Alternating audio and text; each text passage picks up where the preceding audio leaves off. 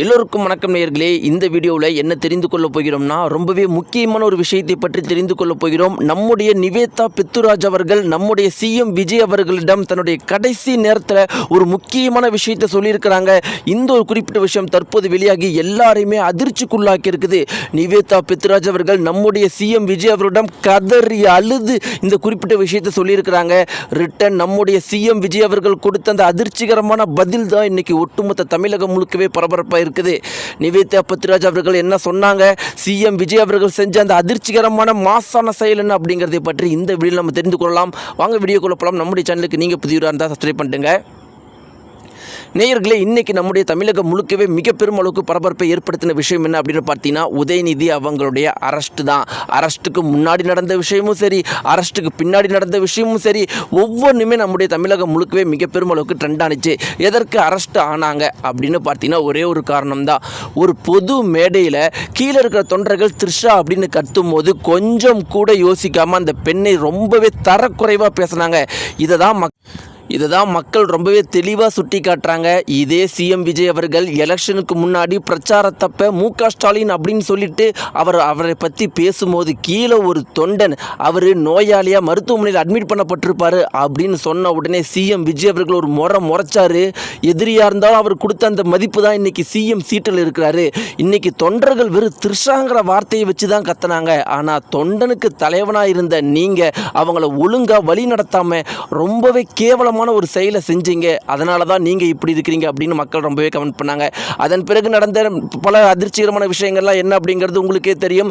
ரொம்ப முக்கியமான விஷயம் என்ன அப்படின்னு பார்த்தீங்கன்னா, அவரை அரெஸ்ட் பண்ண போகும்போது அவர் கழிவறையில் இருக்கிறார் அப்படின்னு ஒரு முன்னாள் அமைச்சர் சொல்கிறதும் அந்த குறிப்பிட்ட வீடியோலாம் சமூக வலைத்தளங்களில் மிக பெரும் அளவுக்கு வைரலாக போயிட்டுருக்கு. இன்னொரு பக்கம் பார்த்தீங்கன்னா, நிவேதா பெத்துராஜ் அவர்கள் நிவேதா பெத்துராஜையும் உதயநிதி அவர்களையும் பற்றி நிறைய விஷயங்கள் சமூக வலைத்தளங்களில் போயிட்டுருக்குது. இது குறித்து சவுக்கு சங்கர் என்ன சொல்லியிருந்தார் அப்படின்னு பார்த்தீங்கன்னா, நிவேதா பெத்துராஜுக்கு 50 லட்சத்தில் துபாயில் வீடு வாங்கி கொடுத்தது யாரு, அதை நான் வெளியே சொன்னா பொழப்பு நாரிடும் அப்படின்னு சொல்கிறாங்க. கமெண்ட்டில் என்ன சொல்கிறாங்கன்னா, எங்களுடைய மக்கள் வரிப்பணம்லாம் எப்படி வீணாக போயிட்டுருக்குது அப்படின்னு சொல்லிட்டு மக்கள் அழுது தள்ளுறாங்க. இப்படிலாம் இருக்கிறப்ப ஏற்கனவே பார்த்தீங்கன்னா, உதயநிதி அவங்களுடைய மனைவி என்ன சொல்லியிருந்தாங்க அப்படின்னு பார்த்தீங்கன்னா, 1000 இருந்தாலும் அவருடைய கணவராகவே இருந்தாலும் அவர் பண்ணது தப்பு தான், அதை நான் என்றைக்குமே ஏற்றுக்க மாட்டேன் அப்படின்னு சொல்லியிருந்தாங்க. இந்த ஒரு குறிப்பிட்ட விஷயம் எல்லாராலையுமே பாராட்டப்பட்டுச்சு. மறுபுறம் பார்த்தீங்கன்னா, நிவேதா பெத்துராஜையும் உதயநிதி அவர்களையும் தான் இத்தனை வருஷ காலமாக நம்முடைய தமிழகத்தில் பல கோணத்தில் சேர்த்து வச்சு பேசினாங்க. இது வந்து சோசியல் மீடியாக்கள் ஏற்கனவே மிக பெருமளவுக்கு வைரலாக போயிட்டு இருந்துச்சு. அப்படிப்பட்ட நிவேதா பெத்துராஜ் அவர்கள் துபாயில் இருக்கிற நிவேதா பெத்துராஜுடைய உடல்நிலை ரொம்பவே மோசமாக இருக்கிறப்ப மருத்துவமனைக்கு அட்மிட் பண்ணப்பட்டிருக்கிறாங்க. அப்போ அவங்க நான் சிஎம் விஜய் அவர்கள்கிட்ட பேசணும்னு ஆசைப்படுறேன்னு கேட்டிருக்கிறாங்க. அதன் பிறகு பல கட்ட முயற்சிகளுக்கு பிறகு சிஎம் விஜய் அவர்கள்கிட்ட பேசுகிற வாய்ப்பு நிவேதா பெத்துராஜ் அவர்களுக்கு கிடைச்சிருக்கு. அவங்க என்ன சொல்லியிருக்கிறாங்கன்னா, நான் இப்போ துபாயில் இருந்தாலும் உங்களுடைய ஆட்சி மிக பெருமளவுக்கு சிறப்பாக இருக்குது. இன்றைக்கி சினிமா துறையில் பெண்களுக்கு இவ்வளோ பாதுகாப்பு, பெண்களுக்கு இவ்வளோ மதிப்பு கொடுக்கறத பார்க்கும்போது எங்களுக்கெல்லாம் மிக பெருமளவுக்கு ஆச்சரியமாக இருக்குது. எனக்கு ரொம்பவே சந்தோஷமாக இருக்குது. எனக்கு மீண்டும் சினிமா துறையில் நடிக்கணும் அப்படிங்கிற ஆசை ஏற்பட்டிருக்கு. அதற்கெல்லாம் காரணம் இன்றைக்கி சினிமா துறையில் நம்மளுடைய தமிழ் இண்டஸ்ட்ரியில் ஏற்பட்டுள்ள மாற்றம் தான், இந்த 3 மாதத்தில் ஏற்பட்டுள்ள மாற்றம் தான். எனக்கு அவ்வளோ சந்தோஷமாக இருக்குது.